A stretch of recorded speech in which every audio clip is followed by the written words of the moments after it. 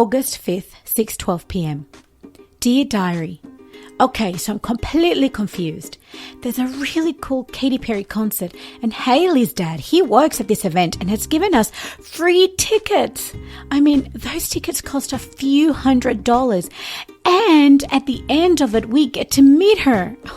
This is the coolest, most amazing thing in the world. I love Katy Perry songs. I mean, to meet someone famous, yeeks! But I'm confused because, number one, okay, so I'm not allowed to listen to Katy Perry songs, even though I love them. I mean, when they come on at the shops, I hear them and I sing along. But my parents have always told me that secular music is not really something a godly girl should listen to. But they are nice songs and they are pretty cool. And besides, everyone's listening to her music. I don't want to be the weirdo. Then number two, I don't want Hailey and her dad to get mad at me and uninvite me. I mean, she could have picked anyone to take, but she picked me. Woohoo! She said that I have been really nice to her since she came to school a month ago and wants me to go with her. See? I don't want to disappoint her. She's still a new girl. She doesn't have many friends anyways. I can't break her heart. And number three, I can't tell mom or dad when I'm going, and they would kill me. I mean, they don't like it when I hear that type of music. So can you imagine what they will think if I actually went to a concert? They'll kill me. I don't want them to go ballistic. So I've decided not to tell them. I'm going to go sleep over at Hailey's and leave from her house. Yikes, I'm nervous and super excited. Okay, I'm off. I'm going to go talk to mom. August 6th, 6:30 a.m. Dear Diary, Mum was totally not okay for me to go over to Hailey's house. She said that she doesn't know the family and can't let me go over. Urgh! I was really mad last night and I stormed into my room and sulked. Anyways, after I calmed down, I went and talked to her. I asked her if I could at least go with Hailey to the shops after school and then have something to eat. She said that was fine and she would pick me up when I was ready. At least that worked. So my plan is to go with her to her house after school, change and head to the concert with Hailey. It has worked out perfectly. I'll keep you posted.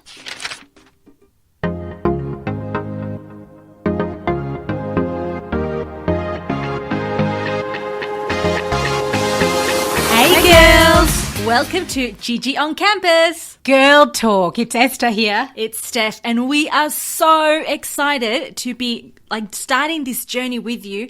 Every week we're going to just discuss a topic, get together, and I'm really excited. How about you? Yeah, me too, for sure. And we want you to think of it as a place where you can learn more about God, but also a place where you can interact with us. I know that we're not in a room together, but pretend we are. And for that reason, we're going to ask you questions during the program where you'll hear some music as background and you can write your thoughts. If you have a friend, you can do the study with her. It's so much fun. We want to make it interactive, but also when you do it, we want you to have a special space, a spot where this is, your Bible time with God and where we can hang out together and discuss important topics. But if you want to know more, just go to the intro episode that we did. It's got all the details on everything you need for each episode. But just as a reminder, we need a pencil, a Bible, and a notebook. But if you don't have a Bible, that's okay. Download the YouVersion app from your apps area, I suppose, and it's just fantastic, and you can just tap on the verse you love and then choose a color and highlight it from there. Yeah, and what's great about this Bible app is that it's got different types of Bible versions. So whichever one you find that it's easier for you, that's the one that you can use. I love it. I've downloaded 4 different versions and I swap between them. Yes, it's really good. So do I. Okay, girls, I think we're going to get started. Okay, girls, have you ever kept a diary? I know that growing up, I had a diary for everything. I used to write all my feelings, all my crushes, all the fights I had with my friends. Everything would go in there. I was the opposite. I would lock it away in my brain. I've probably forgotten things, but I was scared someone would find it and just publish it, and I never kept on. Yeah, I did. I wasn't scared. I think I had some that had a little key. And you could lock it. I remember that? Yeah. And I had one that I loved in year 10, I think it was. I got one that was cream and black. Mum got it for me.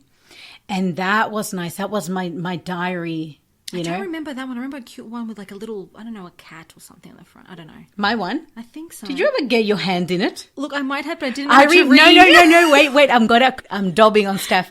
I remember one day, I don't know how old she was, maybe 7 or 8. She had my diary and she started reading it. But because she wasn't a good reader, do you remember? She wasn't a great reader. Then she didn't get far. But yes, I remember you getting your little... But I would have never said anything. So it was between you, me, and the diary. Yeah. Well, girls, as we talk about all these confessions, today, in the beginning of this episode, you heard a piece of... Savannah's diary. So Savannah is a girl, just a teen girl, who is sharing her diary with us. And the reason we're looking at it is because we are going to cover this whole month, we are going to cover the Armour of God and how the Armour of God applies to Savannah's life, Savannah's story, and seeing if she did apply the Armour of God or if she missed it. Yes, it's some very interesting entries. But I think more importantly than that is the fact, how can we apply it now? Because I think sometimes we don't relate to the Bible and we think, well, that was thousands of years ago. Yes. This is now and things are completely different.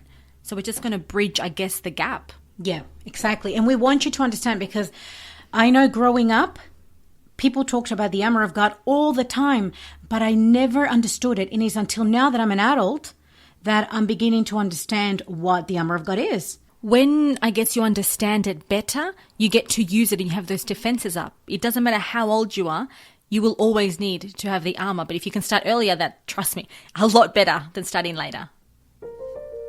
So the verse we're going to be looking at today is in Ephesians chapter 6, and we're going to start with verse 11. Okay, it says, "Put on the full armour of God, so that you can take your stand against the devil's schemes." Verse 12, "For our struggle is not against flesh and blood, but against the rulers, against the authorities, against the powers of this dark world, and against the spiritual forces of evil in the heavenly realms." So I guess reading that, the thing that stands out for me is schemes. What is the schemes? What is a scheme? Well, a scheme has different meanings, but I went to Google, of course, and this is what it says. A scheme is make plans, especially in a devious way or with intent to do something illegal or wrong. So when people scheme, it's because they have been planning something for a long time. If a hacker, for example, wants to hack into the government computer, then he would have to study that for a while so that he knows how he's going to get into it, how he's not going to get caught. It's like a process, but they're studying the person. So in this Bible verse, it's saying that Satan, or our enemy, is scheming. He's studying us because he wants us to fall. He's looking at us intently and saying, how can I plan for this girl so this girl's not happy?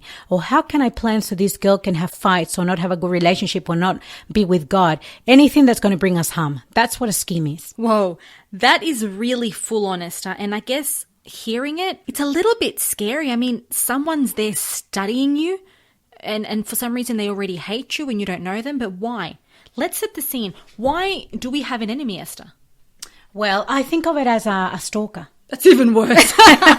Well, okay, girls, think of it as stalking. All right, let's set the scene. Let's travel back to the war in heaven, okay? I know you probably listen to it all the time. People talk about it all the time, but I want you to really think about it. I want you to think of this really handsome man. So this guy, he is gorgeous. The actors have nothing on him. He is perfect. He is beautiful. He is called Lucifer. And in heaven, he starts looking at Jesus and he starts feeling that little thing in his heart, something he had never felt before. And the more he thinks about it, the more he realizes that he's actually jealous of this Jesus person. Okay, I know Jesus, but I'm actually not liking him. I'm not liking that he's the boss or he's above me. I don't like that I come after him. Why can't I be the one coming before him? I don't like it. I'm going to do something about it. I'm going to change things here. And so that jealous attitude got him into trouble. He started going around, gossiping, whispering, spreading little rumors and saying that Jesus was this and that God was this. And people started believing him. The other angels started believing what he was saying. So things got so bad where Lucifer was not happy anymore. He was furious. There was this anger and this hate in his heart.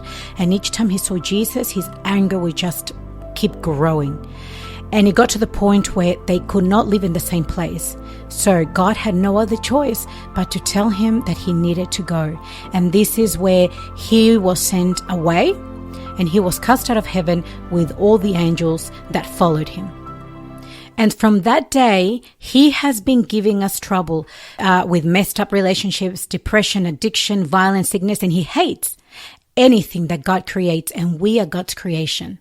So he hates us and he wants us to fall. So that's where we need the armor of God.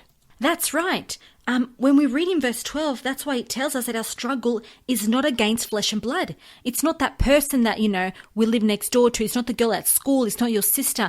It's against this angel, this evil being that fell from heaven. He's the one who controls all those people out there that make your life feel miserable. He's using them as puppets. So when you see them or when you hear them telling you things, look past it, because it's not them. It's this being, this Satan, who is the one trying to destroy you. So in saying that, what do you feel is your struggle right now? What do you feel Satan is attacking you in? Is it in school life? Is it in home life? Is it an addiction? Take this time to write down in your notebook something or some things that you feel you're struggling with, and we'll play some background music so you've got that time just to think about what's really happening.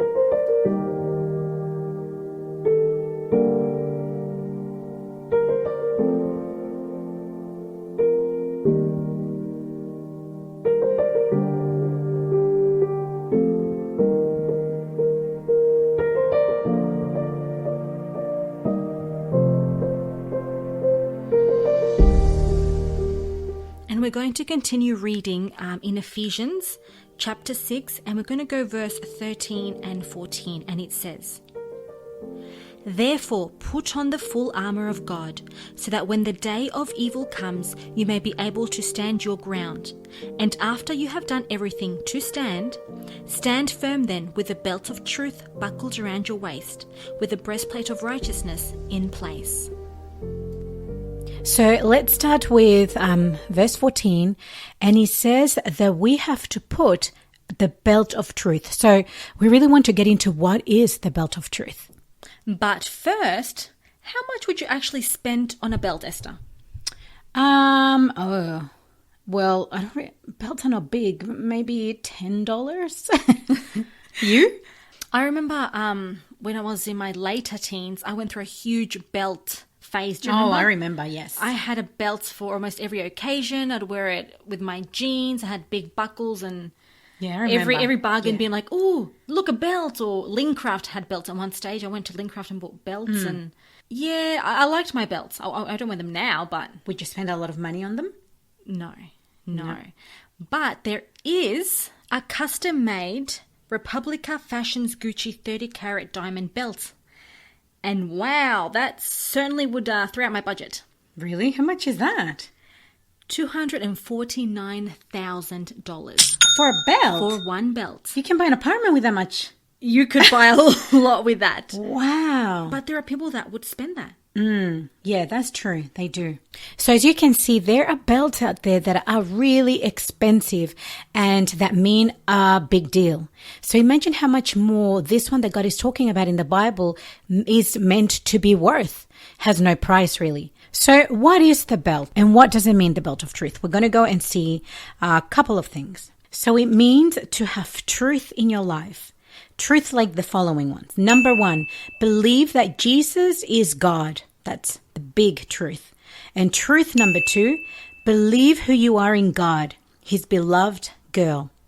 I think it's really hard in our days to actually believe those two things. We have so much distractions that I guess God, first of all, falls back. And second of all, we forget that we are precious to God. We compare ourselves with everything and anything, and we don't believe it. Yeah, it's true. We don't believe it, and we all struggle with that. At times, sometimes, rarely, but we all have struggled with it. But we have to ask the Holy Spirit. And I love this verse in John 16:13. So girls, if you have your Bibles, look up John 16 and verse 13. And if you can highlight it, please highlight it. So it says, "But when the Spirit of truth comes, He will guide you in all truth." So we're not doing this by ourselves. We are letting the Spirit of God tell us the truth. He says He will guide you in all truth, for He will not speak on His own authority, but He will speak whatever He hears, and He will tell you things that are to come. Okay, so I do get that we need the belt of truth. We all need the truth, but how can I actually get it? How can I apply it, I guess? Well, when you read your Bible, when you read your devotional, when you spend time with God, that's the time that you are putting the belt of truth on you, on your body. It's true, we do need to make sure we're standing firm and we're not believing the lies. But what are these lies? Okay, I'm going to read you a little bit of this diary entry from another girl, NV. Listen, and you tell me if this is a lie or not. She looks in the mirror. This is what she says. Wow. Good morning, Miss Fat. Yes, you ugly fits, disgusting fits better. If only you were skinnier, maybe people will like you more. Maybe you'd actually feel like you fit in with the cool kids, like they weren't just talking to you out of pity. They couldn't possibly just like you. And what about him? Yes, him. Maybe he would still want you and not her. You also know what you're having for breakfast, don't you? That's right, nothing. Why? Because you're FAT. So, what do you think of that? That was horrible. That was really harsh.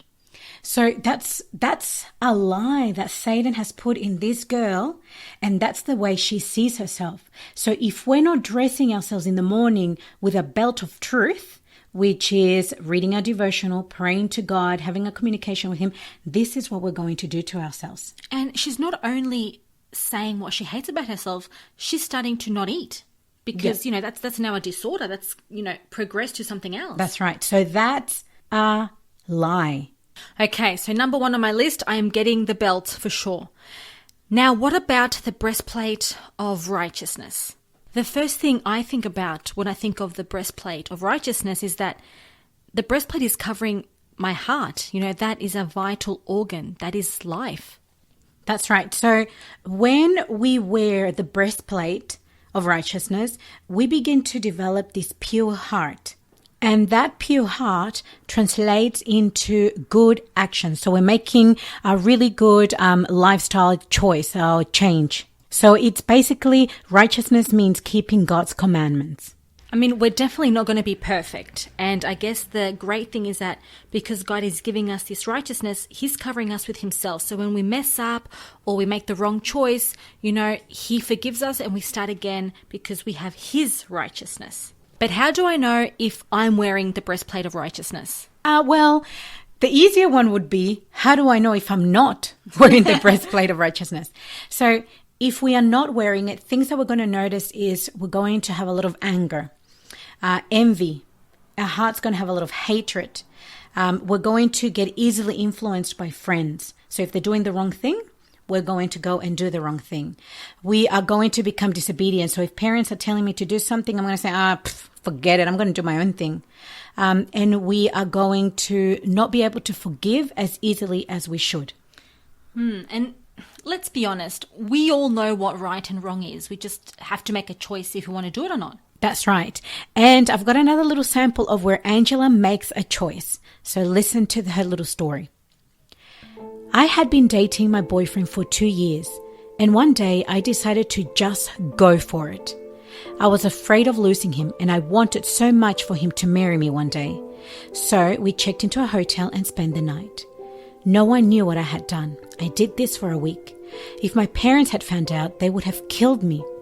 About 1 month later, I found out that he had another girlfriend in another state, and he was in love with her. He squashed me right out of his life. I wanted to die when I found out. He hurt me so much, and the scar still remains. All he ever wanted was to sleep with me. I I have always felt guilty about this stupid mistake, but I can't turn back time. That's really sad. And she really didn't use the breastplate of righteousness. That's right, because we have the choice to make. So this is the armor, girls. This is the armor that we have to wear all the time to be on our guard. And the question we have that we'd love for you to write in your little book is, how will you remember the breastplate? So just a few dot points on what stands out to you, and we'll get the music going so you've got some time to think.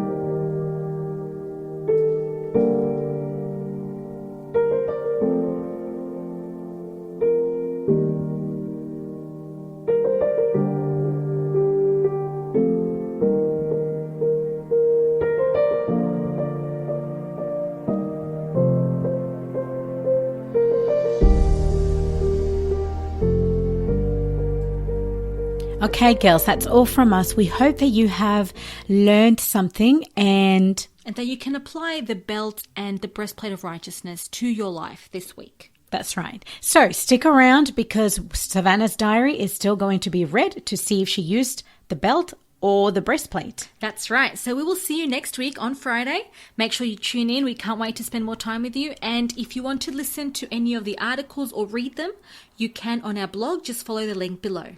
All right, girls. Bye. Bye. August 6, 10 p.m. Dear Diary, how my chicken? I completely chickened out and now have probably lost Hayley as my friend.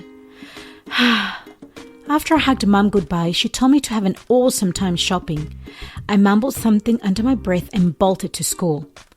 All day long, everyone at school told me how lucky I was that I was going to see the concert. Some girls even offered to buy my ticket for $300. My head was spinning. I felt really uneasy, especially when Angela, my best friend, looked confused and asked me if I had told my parents. I shook my head no, and she shook hers in a disapproving way. She walked off to class and I went my way. At lunch, I got a text from my cousin Jess. Hey, lovely. Don't forget we have drama prac tomorrow. Love ya. And Jesus does too. All day her text bugged me. I mean, she always texts the same thing. Love ya and Jesus does too. But for some reason it was bugging me. Does Jesus love me even when I lie? The bell rang for end of school and I felt sick. Butterflies danced in my belly and it wasn't because I was happy or in love. Angela hugged me and told me to be careful. I could tell she wasn't happy. Hayley's mum picked us up and we headed to her house to have something to eat and get ready. As we got dressed, loud Katy Perry music blasted from the speakers. A few times I sang along to the lyrics. Hayley walked out of the bathroom majorly dressed up. I gaped. Whoa! Thanks. She looked me up and down. Is that what you're wearing? I nodded, suddenly ashamed of my jeans and top. Yeah, I don't think so. You're not meeting Katy Perry in jeans. I'll lend you one of my dresses. I protested, but it was in vain. An hour later, I stood in front of the mirror staring at what I guess was my reflection.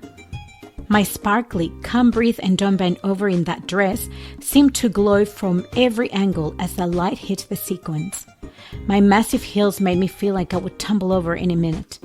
Light brown curls cascaded to my waist, and my lips seemed to have swollen 10 times bigger under the bright gold lipstick.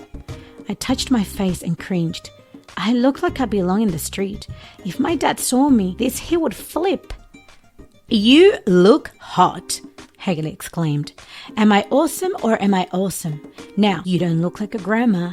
She laughed and headed to the dresser to put perfume on. Grandma? Is that what she thought of me? Grandma? Okay, first of all, I don't dress like my grandma. And second of all, my clothes are really nice. Was all this silly stuff worth it anyways? Suddenly, the booming music, my tight, tiny clothes, impossible to walk in shoes, and my fish lips annoyed me. I looked like an idiot pretending and doing stuff just to fit in. No way! Hayley and her mum dropped me off at home on the way to the concert. I had changed into my grandma's clothes and I felt happy. I liked being me. I liked the feeling of being able to decide what I could do and what I couldn't do. I liked being a Christian girl and I liked not lying to my parents. I don't know if Hayley will ever talk to me again, but her mum said that they couldn't force me to go. I guess there will be times when I will lose friends, but if they don't respect my beliefs, then why should I be with them? Seriously, not worth it. At least now I feel peaceful. I'm going to FaceTime Angela and tell her everything. You're listening to Charmaine at my door.